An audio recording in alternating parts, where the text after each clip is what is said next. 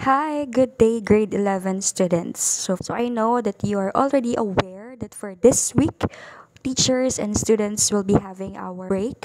So in order for us to achieve that, the school give the teachers the opportunity to conduct our lessons via video. And I hope that you will be watching it from the beginning up to the end. For your attendance, do not forget to write your name and section on the comment box below. If you do not write your name and section, you will be considered as absent for this week's attendance. Okay? So let us now start with our lesson. So in this week's lesson, I will be sharing with you the masterpieces of the world. So that will be the content of this topic. So in this lesson, we will be defining what is world literature. We will have the literary compositions that have influenced the world, or like what I've said, the 12 masterpieces of the world. It is very important for you to know those 12 masterpieces because that will be part of your discussion even in your college days. So we will also have the introduction to world literature period. So aside from the literary composition, we will also have the different periods of literature of the world. So to start with, let us first define what is world literature. So as part of a review, we all know that the word literature came from a Latin word litera, which means acquaintance with letters. Literature came from the Greek word litera, which means acquaintance with letters. So the word literature also means knowledge of book. So because of that, when we say world literature, it means that sum of total of the world's national literature, collection of literary pieces around the world. That is world literature. So in this grading period, we will have our journey into different countries in the world. We will get to know more about their culture, about their history through literature. So this is one of the most amazing parts of literature class because you will be able to travel from one country to another without spending money, just spending time. Okay? So, to start with, let us have the different literary compositions that have influenced the world, or the 12 masterpieces of the world.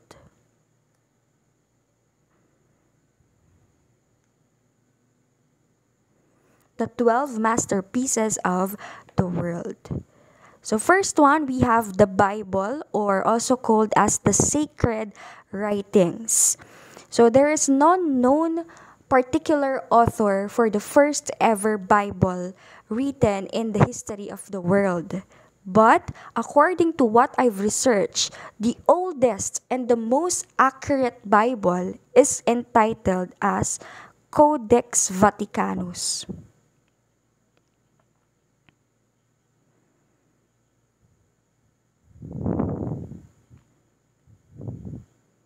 Again, the oldest and the most accurate Bible or version of the Bible is entitled as the Codex Vaticanus. It is regarded as the most accurate because this version was written after a couple of hundred years when Jesus Christ died. So it was the first ever version of the Bible after Jesus Christ died.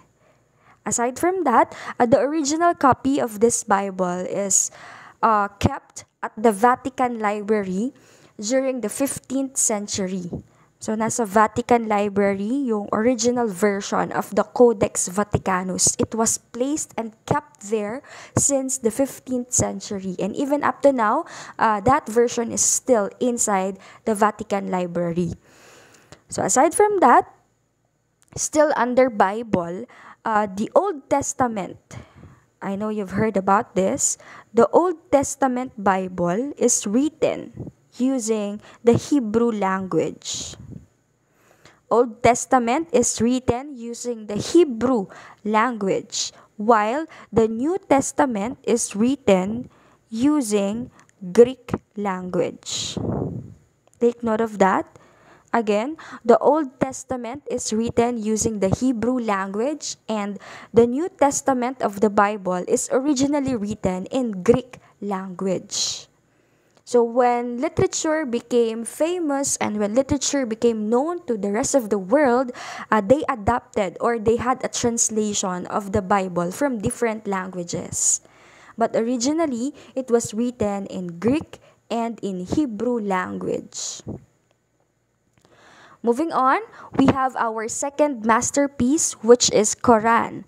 Quran is also a sacred scripture, but this is particularly for Islam religion. So for Christians, we have the Bible as our sacred scripture, but for the Islams, their sacred book is Quran. It is derived from an Arabic verb qara'a,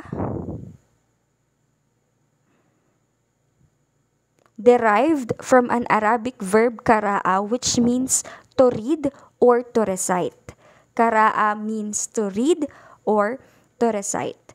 So like what I've said, it is the sacred book of the Islam.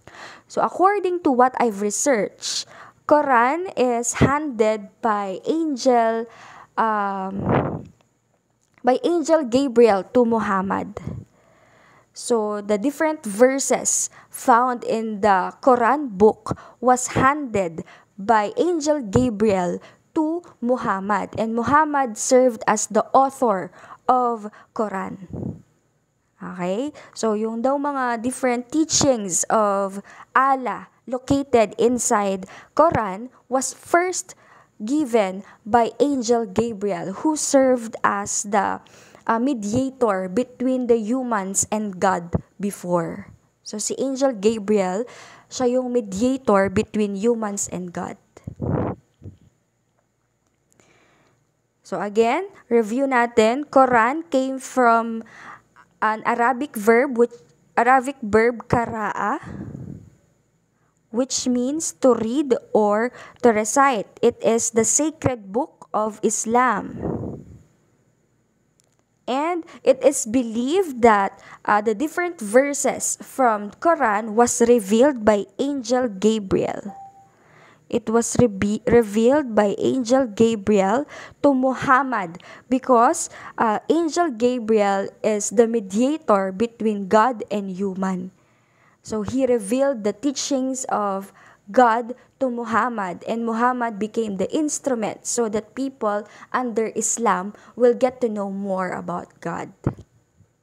That is the story of Quran. And actually, Angel Gabriel revealed the teachings of God to Muhammad in the two holy land of Arabia, which are Mecca and Medina.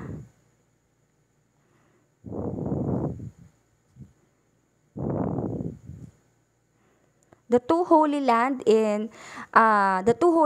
of the Muslims are Mecca and Medina. It is the place where Angel Gabriel revealed the content of Quran to Muhammad. Kaya siya tinawag na Holy Land. Mecca and Medina. Next, we have the Iliad and the Odyssey. So the Iliad and the Odyssey is from ancient Greek literature. And it was written by Homer.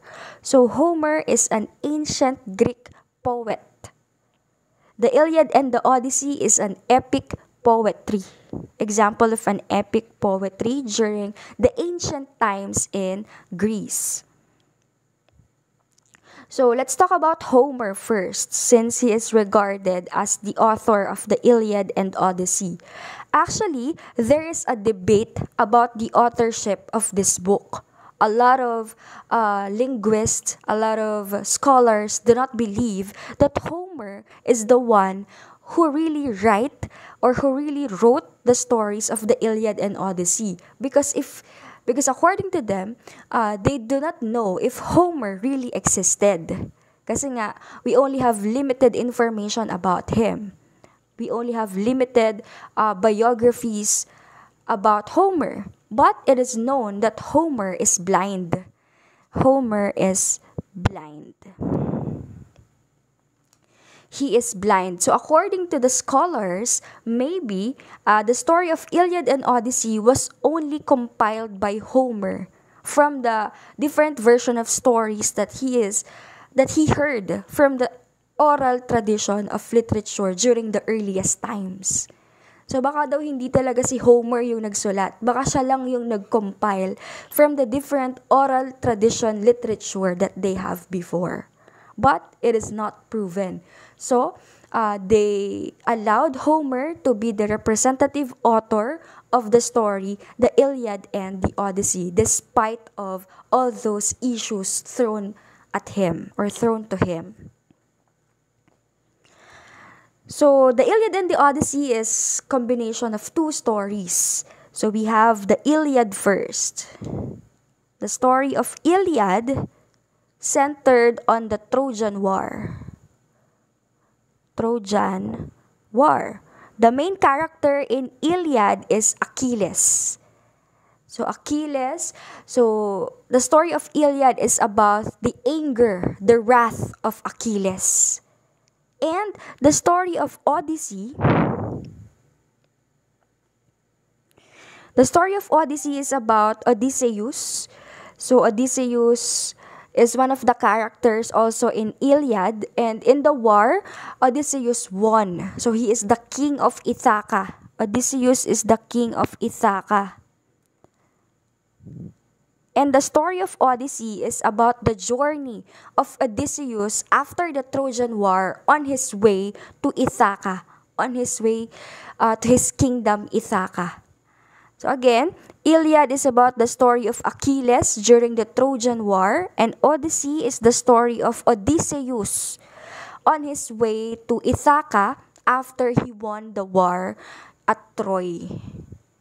So that is basically the summary or the content of the Iliad and the Odyssey. But this epic poem is a long one. Plus, they use Old English, so it is quite complicated if you will be reading the original content or the original context of the story.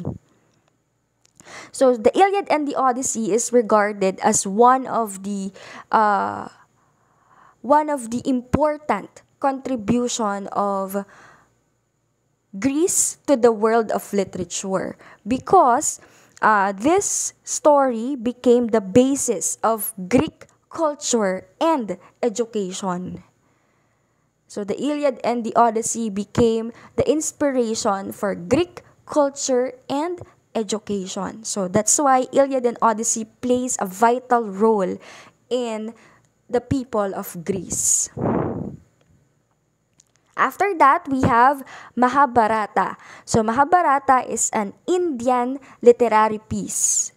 Indian literary piece, and it is said to be written by Vyasa. So Mahabharata is one of the oldest literary piece in India, and it is also regarded as the longest Sanskrit epic poem. Longest Sanskrit epic poem. So when we say Sanskrit, it pertains to the early times way of writing in India. Oldest way of writing in India. That is Sanskrit. So basically, since Mahabharata is the oldest Sanskrit epic poem, then it is basically written using the Sanskrit writing. Okay? So madali lang yan tandaan. Mahabharata, mahaba, longest epic poem, not only in India, but in the world. It is the longest epic poem in the world. So it is composed of 100,000 couplets. So review, when we say couplet, meaning each stanza has 2 lines. So Mahabharata is an epic poem with couplet. And it is composed of 100,000 couplet. That's how long it is. So this story of Mahabharata serves as the basis of the Hindu Dharma. It served as the basis of the Hindus' Dharma. So as we all know, in India, one of their common religion is Hinduism. So the story of Mahabharata became the basis of Hinduism's Dharma, or the moral law. So when we say Dharma, it is the moral law of the Hindu people. Aside from that, it also became the basis of their itihasa, Hindus' itihasa, or the history of Hinduism.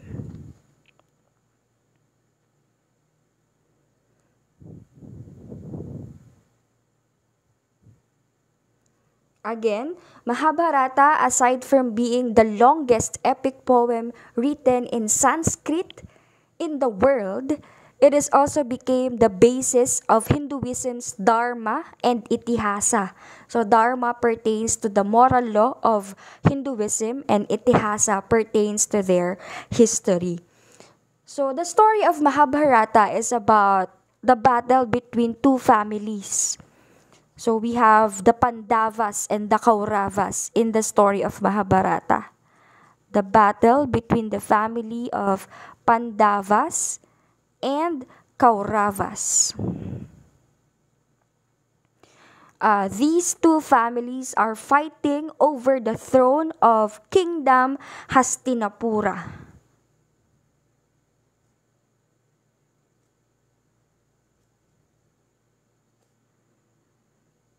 Okay, so the family of Pandavas and Kauravas, they are cousins. The prince in the family of Pandavas and Kauravas are cousins, and they are fighting over a throne in the kingdom of Hastinapura.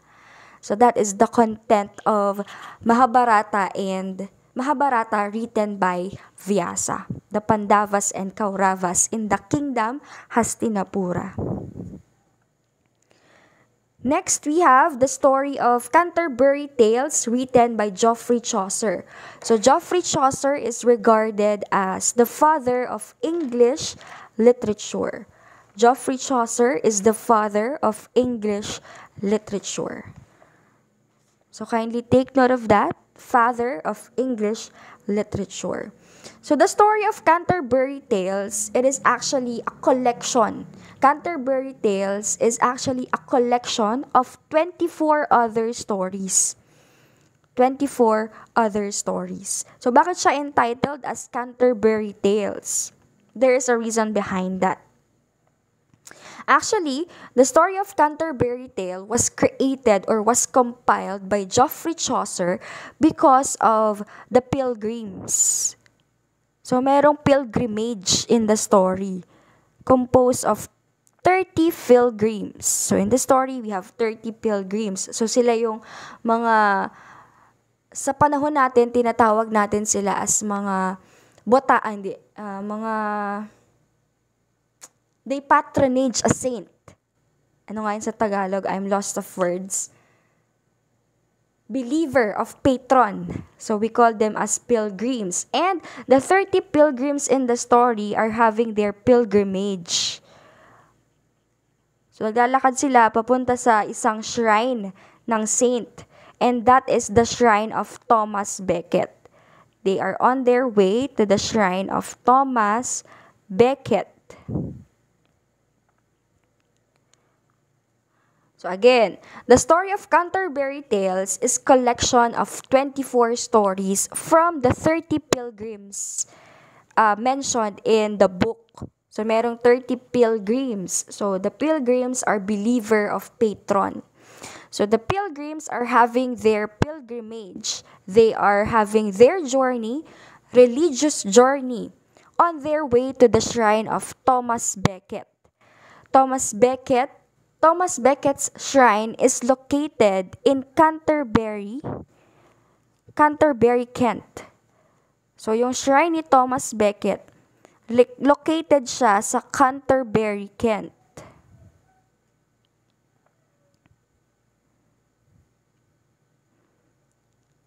It is in London.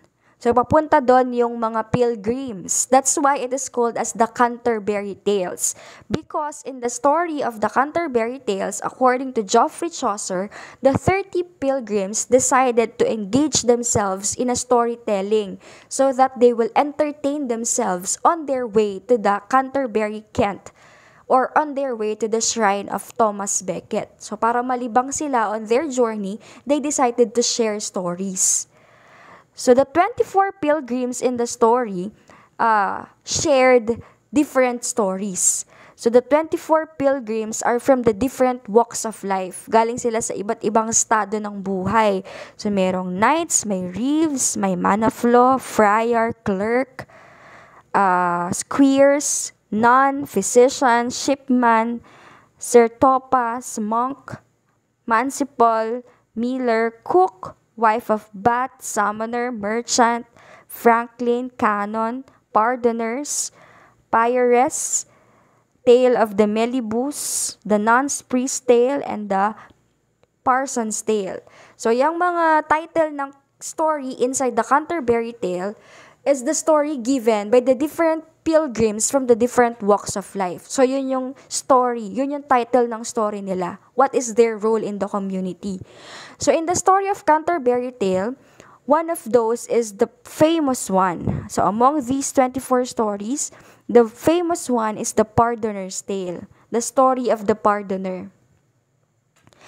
So, the story of Pardoner's Tale is about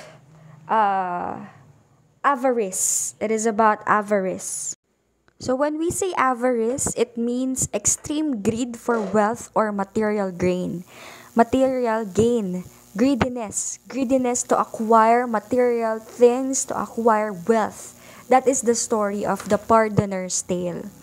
So the story of Pardoner's Tale revolve on the three drunk men. Three drunk men who are looking for death. They are planning to destroy death after one of their friends passed away. So they would like to avenge the death of their friend. So they are looking for death while they are drunk. So while they are on the street, they were able to encounter an old man. So according to the old man, they could be able to find death under the oak tree. They could be able to find death under the oak tree. So the three drunk men proceed into the oak tree and they were so surprised to see a pile of gold. Nakita sila ng maraming ginto under that oak tree. So because of that, they decided to have a simple celebration because they will become wealthy because of those gold. So nag-decide sila bago nila hati-hatiin yung gold, mag-celebrate muna sila. So the two friends, the two drunk men, decided to kill one of their friends in order for them to have more gold. So syempre, pag dalawa na lang silang maghahati, mas malaki yung paghahatian nila. So they decided to kill their friend. So when they came back into the oak tree, the two drunk men kill their friend by stabbing him. Sinaksak nila yung kaibigan nila, which made their friend died.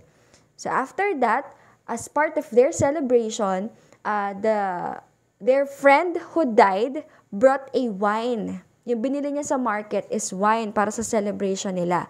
So ang ginawa ng dalawang lasing, they drank the wine without knowing that the friend they killed also tried to kill them by putting a poison on that wine. So at the end of the Pardoner's Tale story, the three drunk men died and that's how they find death.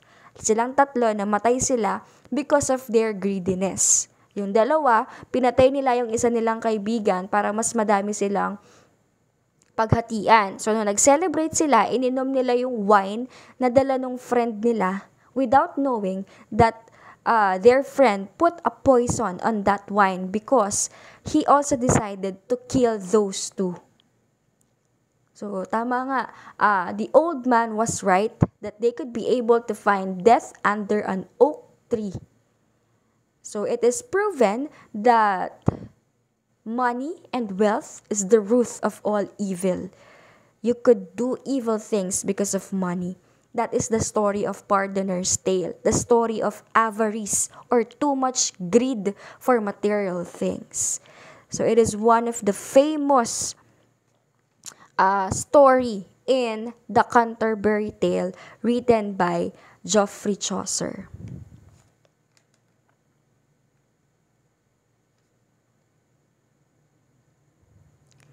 So after that, we have the Uncle Tom's Cabin, another masterpiece. We have the Uncle Tom's Cabin. It is written by Harriet Beecher Stowe. So Harriet Beecher Stowe is an American abolitionist. American abolitionist. When we say abolitionist, it is an organization wherein they are fighting to abolish something in the community that they do not like. As for Harriet Beecher Stowe, she is trying to abolish slavery in the society during her time. Slavery, yung kanyang ipinaglalaban. Gusto niyang ma-abolish ang idea ng slavery in the America during her time. So, Uncle Tom's Cabin is an American literature. So, aside from that, Harriet Beecher Stowe grew up from a very religious family. So, aside from being an abolitionist, she is also known as very religious writer, which also reflected on her literary works, even on the story of Uncle Tom's Cabin. So let's discuss the story. So Uncle Tom's Cabin is other title of Uncle Tom's Cabin is Life Among the Lowly. Life Among the Lowly. This is the other title of the story, Life Among the Lowly. And the story of Uncle Tom's Cabin dramatizes the experience of the Black Americans in terms of slavery. It deals with slavery, particularly of the Black Americans. So since this story is about Black Americans and slavery among them, the story of Uncle Tom's Cabin became famous among white Americans because they are so curious about the content of the story. So it became famous to the white Americans. So in the story of Uncle Tom's Cabin, so Uncle Tom is a Black American and he is a slave. So during the time when this story was written, there is inequality between Black Americans and white Americans. White Americans believe that they are superior over Black Americans. So for them, Black Americans are just slaves. So in the story, Uncle Tom is a Black American and he is a slave. So, as a slave, they are being auctioned. Ibinibenta yung mga slave to their new employer. So, while Uncle Tom is inside a boat on the way to New Orleans. So, nakasakay siya sa boat on their way to the New Orleans. It was the place wherein they will be auctioned. Dito sila ibibenta sa New Orleans. So, on their way to the New Orleans, Uncle Tom saved the life of little Ava. So, sinave niya si little Ava, who is close to death nung malapit na siyang mahulog from the boat. So, Uncle Tom saved the life of little Ava. So, because of that, little Ava asked her father to buy Uncle Tom to be their slave. So, the father of little Ava bought Uncle Tom and Uncle Tom became their slave. Aside from that, little Ava and Uncle Tom became good friends. Naging magkaibigan sila. Until little Ava experienced sickness and he is close to her deathbed. Malapit nang mamatay si little Ava. And because of that, little Ava asked a favor to her father that her father should let their slaves be free. So, hiniling ni Little Ava na palayain na yung mga slave nila, including Uncle Tom, kasi malapit na siyang mamatay. That is her last wish to her father. So, because of that, the father of Little Ava allowed their slaves to be freed, which eventually became the reason why her father was killed. So, pinatay yung father ni Little Ava because of that action, nung pinalaya niya yung mga slave niya. So, because of that, Uncle Tom was caught by a man named Simon. Simon became Uncle Tom's new employer, and he is very different from the father of Little Ava.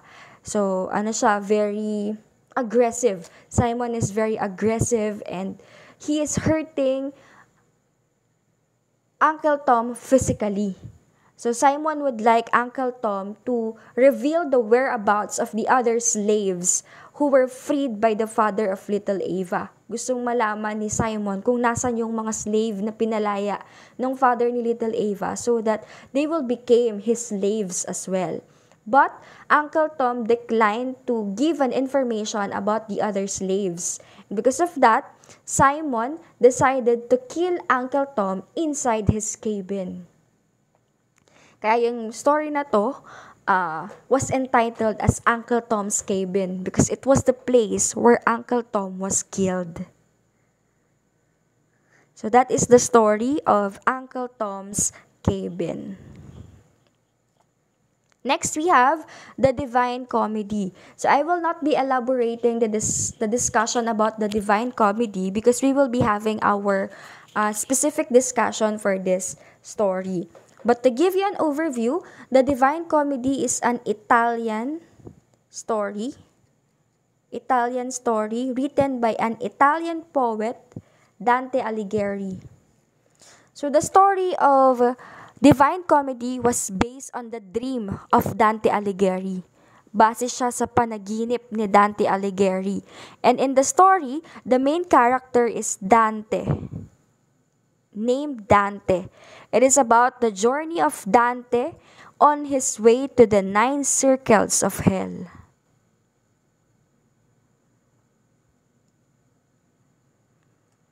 So the Divine Comedy, again, is based on the dream of Dante Alighieri. That is why the main character in the story is entitled Dante. And it is about the journey of Dante on his way to the 9 circles of hell. This is very interesting story. So it will be part of our discussion under world literature as well. We will be having a particular module only for this story. But at least you already have an overview. Again, the main character is Dante and his journey to the 9 circles of hell. Next, we have El Cid Campeador. El Cid Campeador is a Spanish biography. So when we say biography, it is non-fiction based on the life of a real person. And it is the biography of Rodrigo Diaz de Vivar.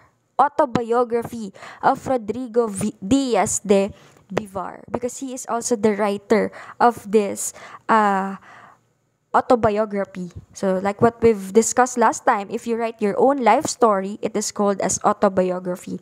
So El Cid Campeador is an autobiography of Rodrigo Diaz de Vivar. So the title, El Cid Campeador, means the champion.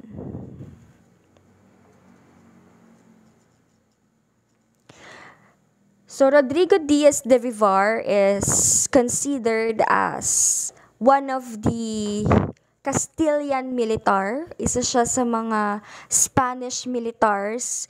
He also became a leader, and also he was regarded as the national hero of the Spaniards.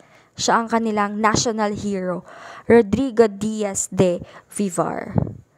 Again, the title means the champion, and it is about the story of Rodrigo Diaz de Vivar, who is their national hero, the national hero of the Spaniards. It is an autobiography. Next, we have the Song of Roland. The Song of Roland is the oldest French epic poem. Oldest French epic poem. Oldest. Isa siya sa pinakauna na literary works published under French literature. It was written by Thorold, and the name Thorold was mentioned on the last line of the epic poem. Okay, so yung name ni Thorold it was mentioned on the last line of the epic poem, the Song of Roland. So it is entitled as the Song of Roland because in the story, they were saved by the flute, the sound of Roland's flute. So the story of the Song of Roland reflects the fight between Christians and Muslims. Fight between Christians and Muslims, and in the story, the Christians won the fight. So in the story, Thorold glorifies Christianity, and Christianity defeat Muslims in the story of Song of Roland. Again, kaya siya Song of Roland because Christians were saved by the sound of Roland's flute. Next, we have the Book of the Dead. So the Book of the Dead was said to be written by Thoth. Actually, not written. It is inspired from Thoth. So Thoth is an Egyptian god. He is not a person. He is an Egyptian god. So the story of the Book of Dead was inspired from Thoth. So he is an Egyptian god of sacred text and magic. Egyptian god of sacred text and magic. Why the Book of Dead is inspired with Thoth? Kasi nga, the Book of Dead is regarded as funerary text. Basically, ginagamit siya for funeral purposes. Funerary texts wherein they are using the different spells or magic words. Spells or magic. Spells or magic words from Thoth, from their Egyptian god of sacred text and magic. And the spells or magic words from Thoth are placed on the tombs and coffins, sa libingan tsaka sa kabaong ng mga Egyptian people who died because they believe that these funerary texts will protect the death in the afterlife. So the different spells or magic that are placed on the tombs and coffins of those people in Egypt who died are located in the Book of Dead. So, ang nakasulat sa Book of Dead ay different spells or magic that they are using or placing on the coffin and tombs of the Egyptian people who died. So, that's why if you notice, merong mga scriptures, may mga sulat sa mga coffins of the Egyptian people. Even on their pyramid, on the Egyptian pyramid, they also have different spells or magic written on it. And that is located on the Book of the Dead. Next, we also have the Book of the Days. It was written by Robert Chambers. So Robert Chambers is a Scottish author. He is a Scottish author. So the Book of the Days is pretty simple. It is a collection book containing the collection of our ancient past. Koleksyon ng makasaysayang nakalipas. That is Book of the Days. Collection of ancient past. It includes the different literature that we have during the early times, the history of the world. It also includes the different calendars that we have. It also includes the different biographies of the people who lived on the earliest times in the world. So that is the content of the Book of the Days, the collection of our ancient past, literature, history, calendar, and biographies of the people in the ancient times. So last, under the masterpieces of the world, we have the Arabian Nights or 1001 Nights. Arabian Nights or 1001 Nights. It is also translated or originally entitled as Alf Laila wa Laila. Alf Laila